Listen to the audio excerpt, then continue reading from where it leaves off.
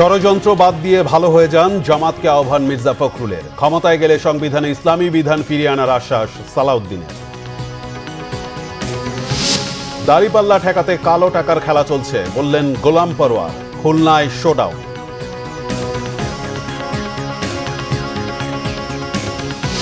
তফসিল ঘোষণার পরই ঢেলে সাজানো হবে মাঠ প্রশাসন, জানিয়েছেন স্বরাষ্ট্র উপদেষ্টা। কোনো সন্ত্রাসী নির্বাচন ঠেকাতে পারবে না, ঘোষণা আইজিপি। দেখছিলেন ক্রাউন সিমেন্ট সংবাদ শিরোনাম, এবার বিস্তারিত। ষড়যন্ত্র বাদ দিয়ে জামাতকে ভালো হয়ে যাওয়ার আহ্বান জানিয়েছেন বিএনপি মহাসচিব মির্জা ফখরুল ইসলাম আলমগীর। বিকেলে চাঁপাইনবাবগঞ্জ সরকারি কলেজ মাঠে এক জনসভায় তিনি আহ্বান জানান। নির্বাচন যত দেরি হবে দেশ তত দুর্বল হবে বলে মন্তব্য করে মির্জা ফখরুল বলেন, নির্বাচন না করলে জামাতের অস্তিত্ব থাকবে না। অভিযোগ করেন, দিল্লি বসে আবারও মানুষ মারার হুমকি দিচ্ছেন শেখ হাসিনা। তার রায়কে ঘিরে গোলযোগ বাঁধানোর পরিকল্পনা হচ্ছে।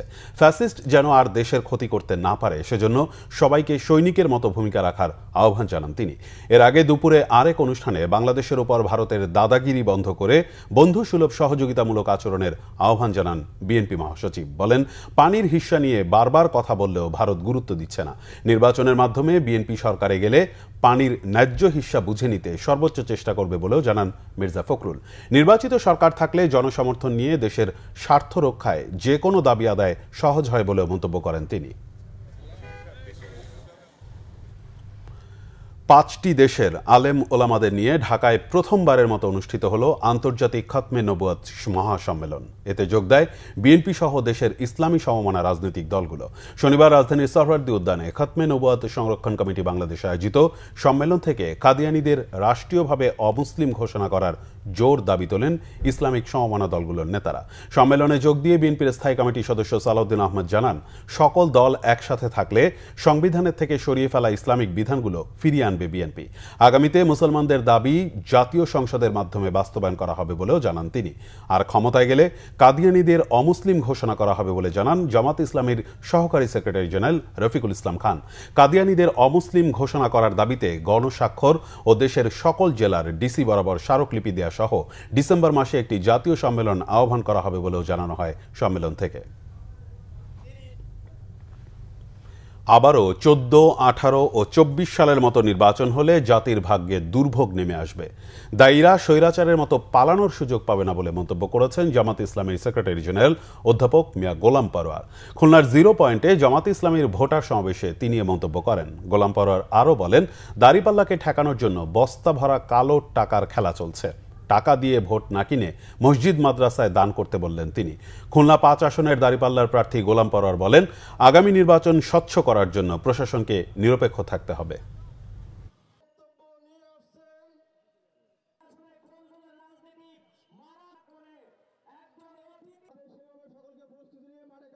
এবারের নির্বাচন যদি 14, 18, 24-এর মতো নির্বাচন হয়, জাতির ভাগ্যে দুর্ভোগ নেমে আসবে। ভোট কেন্দ্রগুলো পাহারা দেবেন, ভোটারদের জন্য ভয়ভীতি, কালো টাকা দিয়ে প্রচন্ড চাপ সৃষ্টি করে না হয়। প্রত্যেক দল এবং প্রার্থী সমান সুযোগ দিয়ে যেন নির্বাচনী কাজ করতে পারে। আগে যারা দলের পক্ষে কাজ করেছে সেই ওসি, পুলিশ, এসপিরা সব পালিয়ে গেছে। তারা এখন ট্রাইব্যুনালে হাজির। প্রধান বিচারপতি পালিয়ে গেছে, বাইতুল মুকাররমের খতিব পালিয়ে গেছে, ডিআইজি পালিয়ে গেছে, পুলিশ কমিশনার পালিয়ে গেছে, ওসিরা চাকরি ছেড়ে বর্ডার দিয়ে ইন্ডিয়ায় চলে গেছে। আপনাদের বিরুদ্ধেও যদি সেই অভিযোগ আসে, আপনারা কি দেবার পালাবার পথ পাবেন না। স্বরাষ্ট্র উপদেষ্টা অবসরপ্রাপ্ত লেফটেন্যান্ট জেনারেল মোহাম্মদ জাহাঙ্গীর আলম চৌধুরী জানিয়েছেন, তফসিল ঘোষণার পরই নির্বাচনের জন্য লটারির মাধ্যমে মাঠ প্রশাসন ঢেলে সাজানো হবে। পটুয়াখালী সার্কিট হাউসে তিনি কথা বলেন। জানান, নির্বাচনের আগে 5 দিন, নির্বাচনের দিন 1 দিন এবং নির্বাচনের পরে 3 দিন কঠোর নিরাপত্তা ব্যবস্থা বহাল থাকবে। তবে দেশের পরিস্থিতি অনুযায়ী এই সময়সীমা সমন্বয় করা হতে পারে। সেনাবাহিনীর 30,000 সদস্য এখন মাঠে আছে উল্লেখ করে জাহাঙ্গীর আলম চৌধুরী জানান, নির্বাচনের সময় প্রায় 1 লাখ সেনা সদস্য মোতায়েন থাকবে। কোনো সন্ত্রাসী নির্বাচন ঠেকাতে পারবে না বলেছেন আইজিপি বাহারুল আলম। দেশে প্রথমবারের মতো চালু হওয়া পুলিশের নির্বাচনী প্রশিক্ষণ পরিদর্শন শেষে বিকেলে খুলনা নগরীর বয়রা পুলিশ লাইন ব্রিফিংয়ে তিনি কথা বলেন। এ সময় তিনি বলেন, অতীতের 3টি খারাপ নির্বাচনে যারা দায়িত্ব পালন করেছিল তাদের মধ্যে 19টি মামলায় 21 জন ট্রাইব্যুনালের মামলায় গ্রেফতার হয়েছে। আরও 30 থেকে 31টি মামলার চার্জশিটভুক্ত আসামি গ্রেফতারের অপেক্ষায় রয়েছে। আইজিপি বলেন, একটি ভালো নির্বাচন উপহার দেওয়ার জন্য পুলিশ সব ধরনের প্রস্তুতি নিয়ে কাজ করছে।